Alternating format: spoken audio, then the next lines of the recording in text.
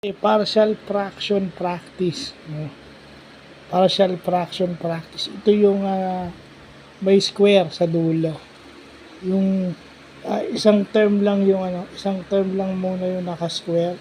So practice lang muna tayo. Ito yung sarili nating example.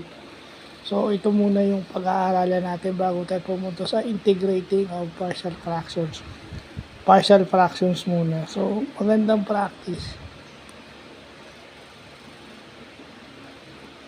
Ito actually yung pinakamadali kasi yung example madaling i-factor out.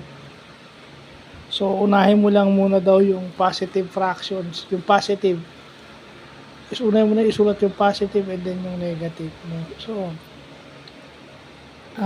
yung mga importanteng natututunan natin, meron palang improper partial fractions. Pag improper partial fractions, yung denominator o yung numerator, mas malaki yung power. Mas mataas yung power kaysa sa denominator. So, itong kinuha natin is proper partial fraction kasi yung numerator is yung degree niya 1 kasi walang exponent eh. Ito mo yung sa denominator niya, naka-raise sa second degree. So, proper partial fractions yung tawag.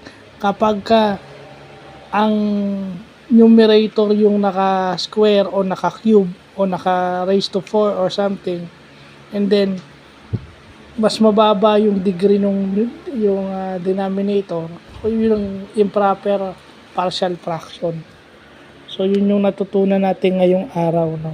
Yung proper and improper and proper partial fractions, yung degree of yung numerator and denominator determines kung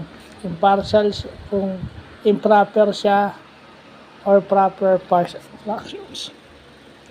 So yun lang po.